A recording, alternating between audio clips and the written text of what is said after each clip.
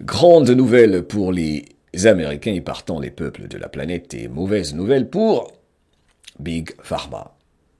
L'Agence américaine des produits alimentaires et médicamenteux oblige Pfizer et Moderna à utiliser des étiquettes d'avertissement élargies sur les risques de lésions cardiaques liées au vaccin Cocovido.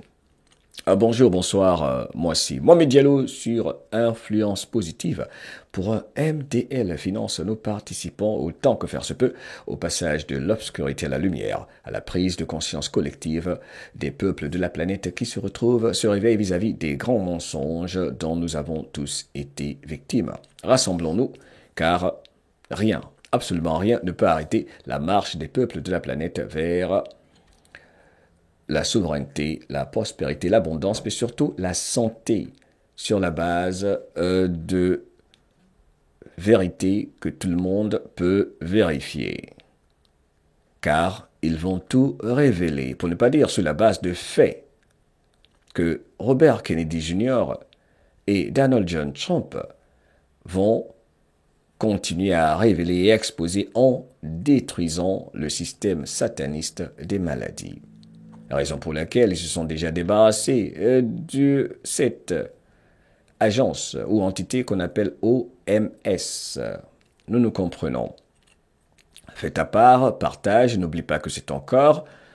Protège ton corps, il t'appartient, car il y a une guerre contre ton ADN. Les vaccins comportaient auparavant des étiquettes d'avertissement concernant des risques rares de myocardite. Encore une fois, je disais inflammation du muscle cardiaque et de péricardite, inflammation de la membrane qui entoure le cœur. Les nouvelles étiquettes imposées par Robert Kennedy Jr. vont étendre cet avertissement à certains groupes d'âge, en particulier aux hommes âgés de 16 à 25 ans qui semblent présenter le risque le plus élevé de cette complication. Au fait, n'avons-nous vu pas beaucoup de sportifs et beaucoup de gens tombés devant les caméras du monde sur des terrains de foot. Ici, c'est incroyable, lors de la saison passée du football américain, mais les blessures, ils ont dit que c'était un niveau record, quoi. Parce qu'il y a beaucoup de joueurs de foot également, de sportifs, tellement endormis. N'oublions pas celui que je considère comme étant un homme brave et héros, Kyrie Irving, qui a été censuré et suspendu parce qu'il refusait la piqûre. N'oublions pas Djokovic. J'espère qu'il va remporter tous les tournois auxquels il va participer jusqu'à sa retraite. Pour moi, c'est le meilleur. Djokovic qui a montré l'exemple. Oui, on se souvient tous de ces jeunes gens qui tombaient. Donc c'est intéressant que l'administration de RFK Junior, le ministère de la Santé sous RFK Junior, précise que les hommes âgés de 16 à 25 ans semble présenter le risque le plus élevé. C'est comme si c'était une attaque sur la jeunesse. N'est-ce pas? Sérieux, qu'en pensez-vous dans les commentaires? C'est vrai. Il s'agit de nos enfants, il s'agit de nos petits frères, de nos petites sœurs, que nous devons protéger contre leurs propres bourreaux, que la plupart de nos petits frères, nos petites sœurs même protègent, parce qu'ils pensent tout savoir. On vous aime. Alors, parlons du CDC, qui avait précédemment reconnu que ces deux affections étaient des effets secondaires connus des vaccins. Purée, c'est grave. Mais le CDC, sous l'administration Biden, n'avait pas fourni le nombre de cas. Je vais relire ceci, c'est grave. Le CDC, c'est le Center for Disease Control, le centre de contrôle des maladies ou des pandémies, genre des crises qu'eux-mêmes ils créent. Le CDC, donc, avait précédemment reconnu que ces deux affections étaient des effets secondaires déjà connus des vaccins, mais n'avaient pas fourni le nombre de cas.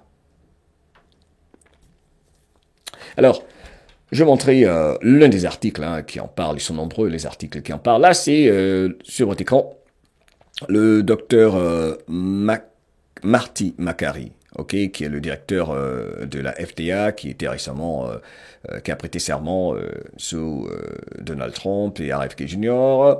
L'agence maintenant, sous sa direction, a annoncé encore une fois que ces mises à jour doivent être immédiates pour Pfizer et Moderna. Ok, ils n'ont pas donné l'emploi du temps, quand est-ce que Pfizer et Moderna vont faire ça, mais c'est un grand pas vers le retour de ce qui a un sens, pas simplement imposer n'importe quoi au peuple de la planète. C'est ton corps, qu'à cela ne tienne, c'est ton corps, protège-toi, ok, protège-toi. L'article est long, je ne vais pas le lire en entier, ok. C'est un MDL Finance, encore une fois, ok. Abonne-toi, partage, ok. On participe à la guerre de l'information contre la désinformation. Purée, parce que ces gens-là, ils veulent nous picouser, quoi. Grave, c'est une grande information, le fait qu'on impose à ces deux entités de mettre à jour sur les étiquettes les conséquences de ce que nous savons. Je ne vais pas trop insister parce que cette vidéo sera sur influence positive. Bravo en tout cas à la nouvelle administration et son nouveau patron, Marty Makary, qui n'a rien à voir avec le docteur Fofo Fauci.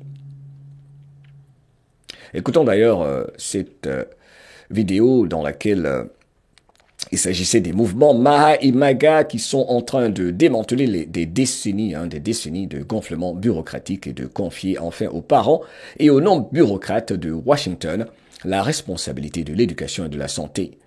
La loi HR 2386 rendre l'Amérique formidable encore, rendre le système de l'éducation américaine formidable encore, le système américain de l'éducation formidable encore, consiste à mettre fin à l'ingérence du gouvernement fédéral en rétablissant le contrôle local, en favorisant le choix de l'école et en supprimant l'endoctrinement idéologique dans les salles de classe.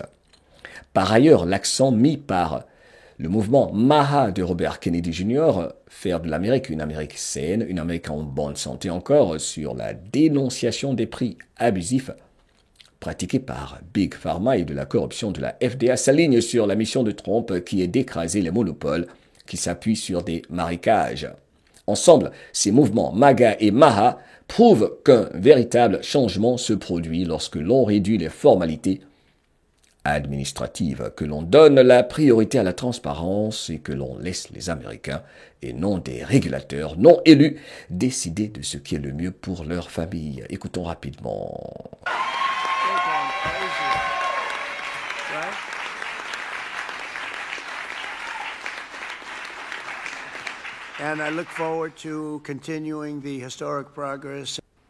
Alors, c'était pas le bout de la vidéo que je l'ai fait passer, mais c'est pas bien grave.